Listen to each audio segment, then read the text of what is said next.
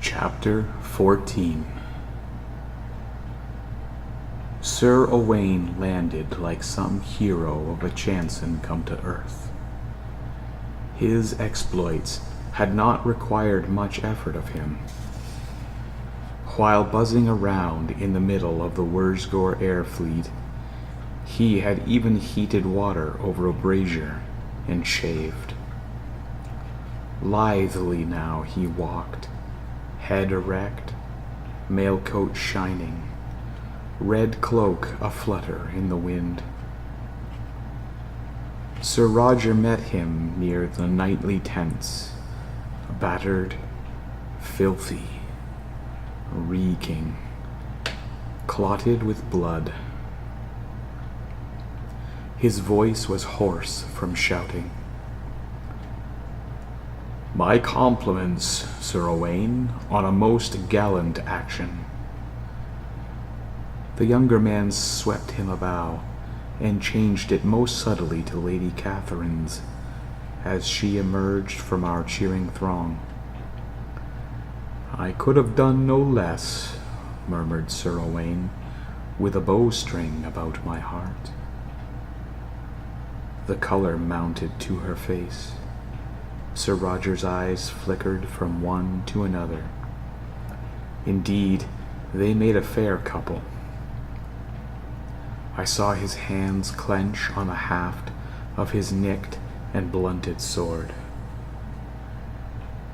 "Go to your tent, madam," he told his wife. "There is still work to do among the wounded, sire," she answered.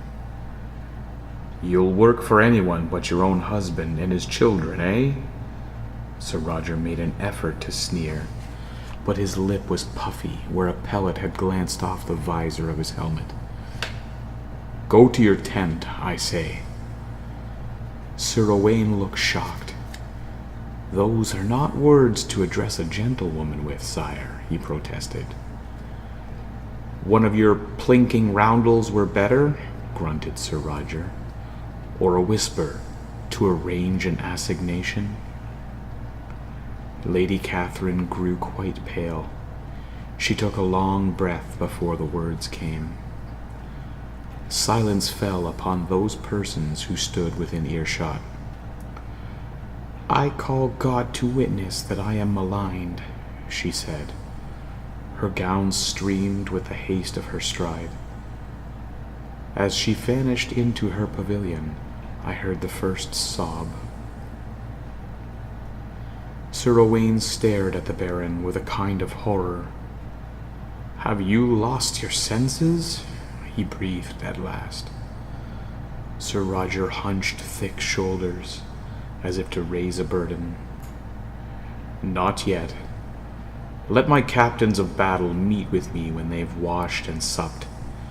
But it might be wisest, Sir Owain, if you would take charge of the camp guard." The knight bowed again. It was not an insulting gesture, but it reminded us all how Sir Roger had transgressed good manners. He departed, and took up his duties briskly. A watch was soon set. Thereafter, Sir Owain took Branethar on a walk around the blasted Wurzgor camp, to examine that equipment which had been far enough away to remain usable. The Blueface had, even during the past few busy days, picked up more English. He talked lamely, but with great earnestness, and Sir Owain listened. I glimpsed this in the last dim twilight as I hurried to the conference, but could not hear what was being said. A fire burned high, and torches were stuck in the ground. The English chieftains sat around the trestle table, with alien constellations winking to life overhead. I heard knights saw in the forest. All of the men were deathly tired. They slumped on the benches, but their eyes never left the Baron. Sir Roger stood up, bathed, clad in fresh though plain garments, a sapphire ring arrogant on one finger. He betrayed himself only by the dullness of his tone. Though the words were brisk enough, his soul was not in them. I glanced toward the tent where Lady Catherine and his children lay, but darkness hid it. "Once again," said my lord, "God's grace has aided us to win. In spite of all the destruction we wrought, we've more booty of cars and weapons than we can use. The army that came against us is broken, and only one fortress remains on this entire world." Sir Brian scratched his white-bristled chin. "Two can play that game of tossing explosives about," he said. "Dare we remain here? As soon as they recover their wits, they'll find a means to fire on us." "True," Sir Roger's blonde head nodded. "That's one reason we must not linger. Another being that it's an uncomfortable dwelling place at best. By all accounts, the castle at Darova is far larger, stronger, and better fitted. Once we've seized it, we need not fear shellfire. And even if Duke Haruga has no means left him whereby to bombard us here, we can be sure he's now swallowed his pride and sent spaceships off to other stars for help. We can look for a Wurzgar armada to come against us." He affected not to notice the shudder that went among them, but finished. "For all these reasons, we want Darova for our own, intact. To stand off the fleets of 100 worlds?" cried Captain Bullard. "Nay, now, sire, your pride has curdled and turned to madness. I say, let's get aloft ourselves while we can, and pray God that he will guide us back to Terra." Sir Roger struck the table with his fist. The noise cracked across all forest rustlings. "God's wounds," he roared. "On the day of a victory such as hasn't been known since Richard the Lionheart, you'd tuck tail between legs and run. I thought you a man." Bullard growled deep in his throat. What did Richard gain in the end, save a ransom payment that ruined his country? But Sir Brian Fitzwilliam heard him and muttered low, "I'll hear no treason."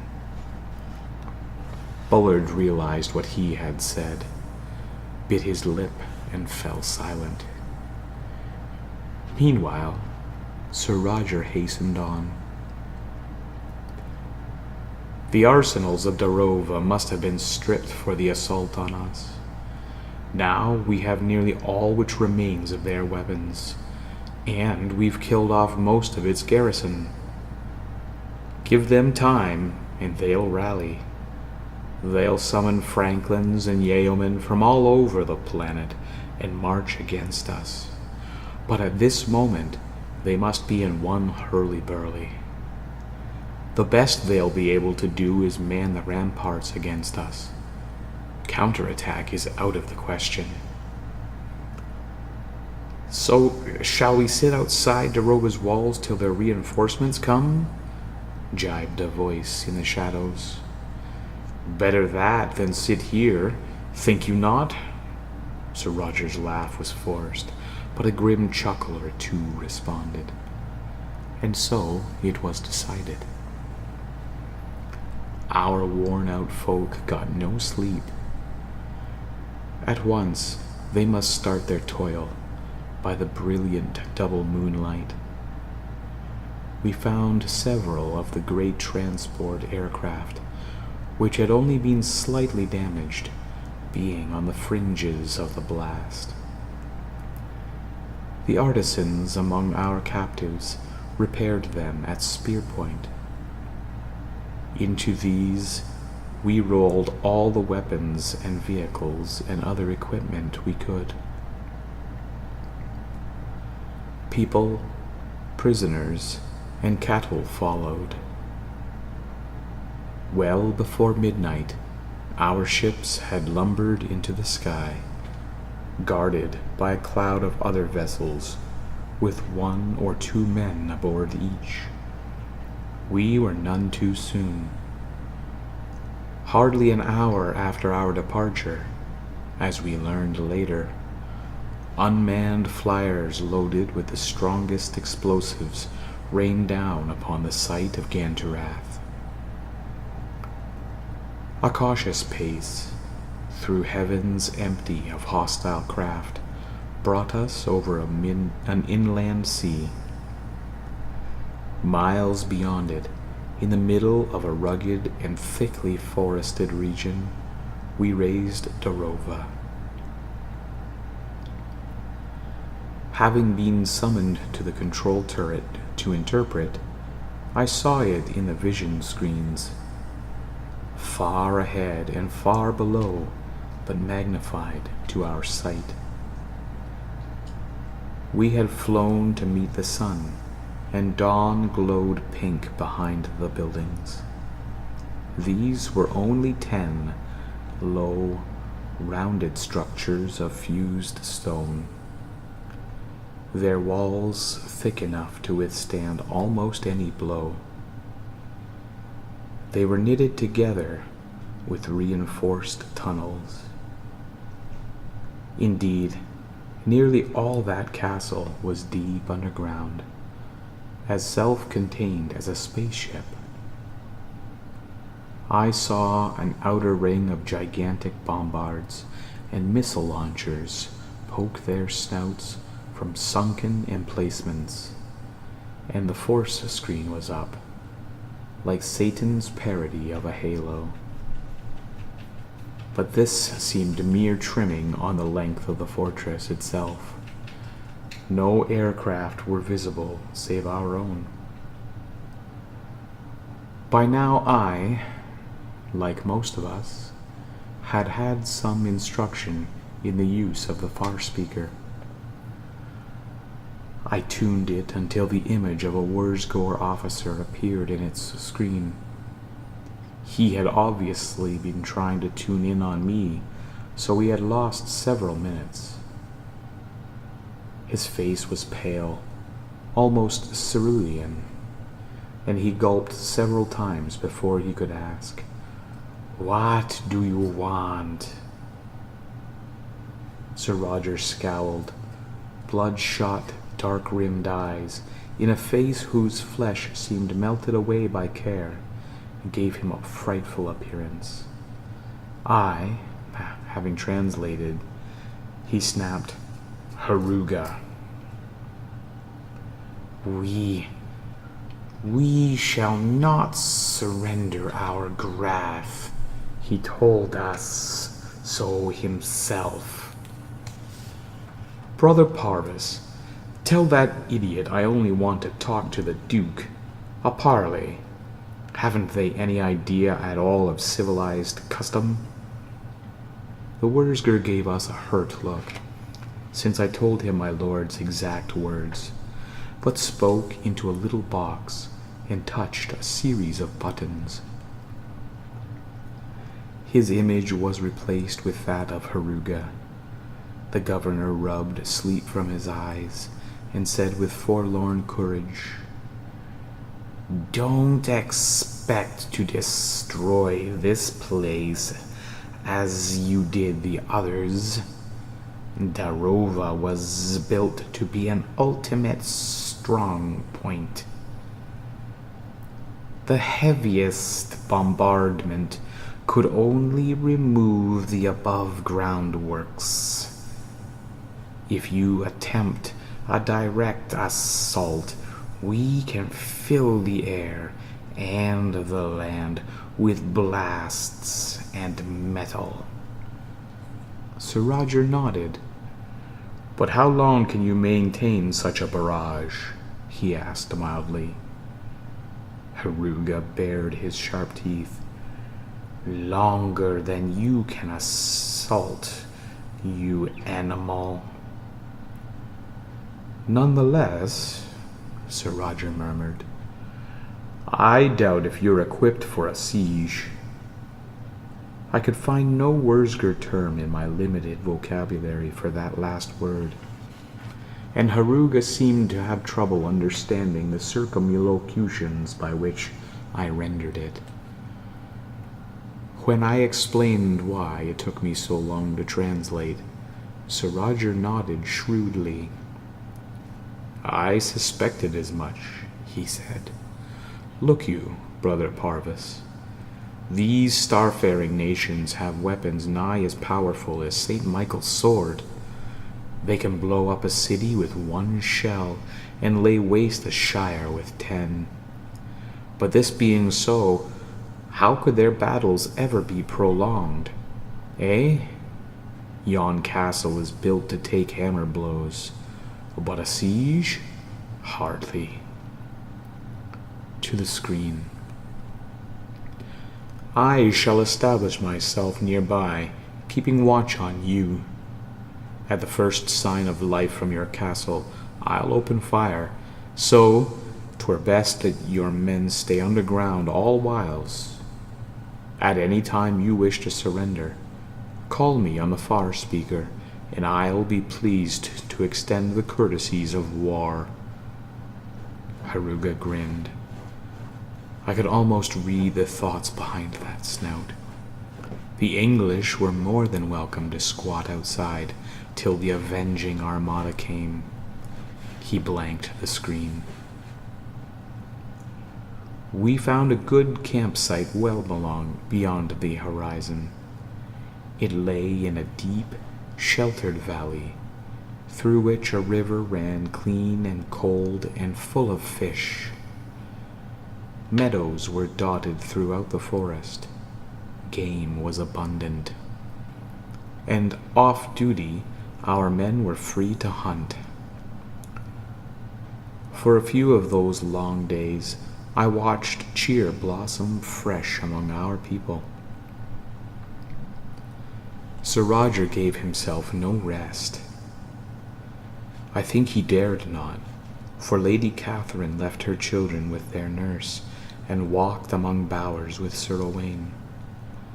Not untended, they were careful of the proprieties, but her husband would glimpse them and turn to snarl a command at the nearest person.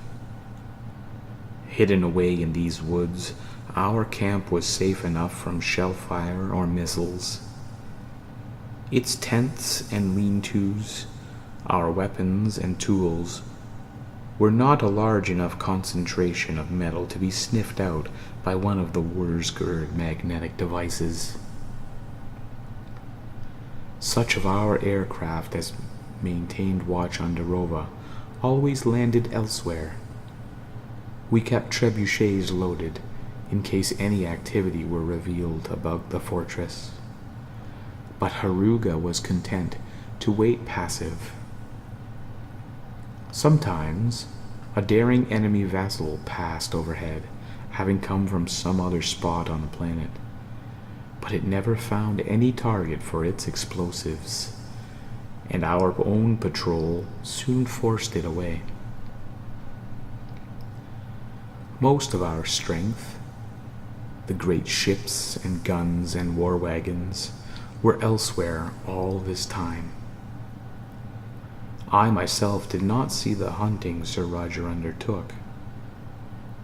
I stayed in camp, busying myself with such problems as teaching myself more Wurzger and Brenethar more English. I also started classes in the Wurzger language for some of our more intelligent boys. Nor would I have wished to go on the Baron's expedition. He had spacecraft and aircraft. He had bombards to fire both flame and shell. He had a few ponderous turtle cars, which he hung with shields and pennons, and manned with a cavalryman and 4 men-at-arms each. He went out across the continent and harried. No isolated estate could withstand his attack. Looting and burning, he left desolation behind him. He killed many Wurzgariks, but no more than necessary. The rest he stuffed captive into the huge transport ships. A few times, the Franklins and yeomen tried to make a stand. They had hand weapons only. His host scattered them like chaff and chivied them across their own fields. It took him only a few days and nights to devastate the entire landmass. Then he made a quick foray across an ocean, bombed and flamed whatever he chanced upon, and returned. To me it seemed a cruel butchery, howbeit no worse than this empire had done to many worlds. However, I own I have not always understood the logic of such things. Certainly what Sir Roger did was ordinary European practice in a rebellious province or hostile foreign country. Yet when he landed in camp again, and his men swaggered forth loaded with jewels and rich fabrics, silver and gold, drunk on stolen liquor and boasting of what they had done, I went to Branithar. "These new prisoners are beyond my power," I said, "but tell your brothers of Ganturath that before the Baron can destroy them, he must take off my own poor head." The Wurzgar gave me a curious look. "What do you care for our sort?" he asked. "God help me," I replied. "I do not know, save that he must also have made you." Word of this reached my lord. He summoned me to the tent he now used instead of his pavilion. I saw forest glades choked with captives, milling about like sheep, mumbling and terrified under the English guns. True, their presence was a shield to us, though the ship's descent must now have revealed our location closely enough to Heruga's magnifiers. Sir Roger had taken care that the governor knew what had happened, but I saw blue-skinned mothers holding little wailing blue cubs, and it was like a hand about my heart. The Baron sat on a stool, gnawing a haunch of beef. Light and shadow filtered through the leaves, checkered on his face. "What's this?" he cried. "Are you so fond of yon pig faces you'll not let me have those we caught at Ganturath?" I squared my skinny shoulders. "If nothing else, sire," I told him, "think how such a deed must harm your own soul." "What?" He raised his thick brows. "When was it ever forbidden to set free the captive?" My turn came to gape. Sir Roger slapped one thigh, guffawing. "We'll keep some few, like Branithar and the artisans who are useful to us. All the rest we'll herd to Darova. Thousands and thousands. Don't you imagine Heruga's heart will melt with gratitude?" I stood there in sunlight and tall grass while "haw, haw, haw" bellowed about me. So, under the jeers and spear prods of our men, that uncounted throng stumbled through breck and brake until they emerged on cleared land and saw the distant mass of Darova. A few stepped out of the crowd, timorous. The English leaned, grinning on their weapons. One Wurzger began to run. No one fired at him. Another broke away, and another. Then the entire swarm of them pelted toward the fortress. That evening, Haruga yielded. "'Twas easy enough," Sir Roger chuckled. "I had him bottled up in there. I doubted he had more than just enough supplies, for siegecraft must be a lost art in this country. So, first, I showed him I could lay his whole planet waste, which he'd have to answer for, even if we were conquered in the end. Then I gave him all those extra mouths to feed." He slapped my back. When I had been picked up and dusted off, he said, "Well, Brother Parvis, now that we own this world, would you like to head its first abbey?"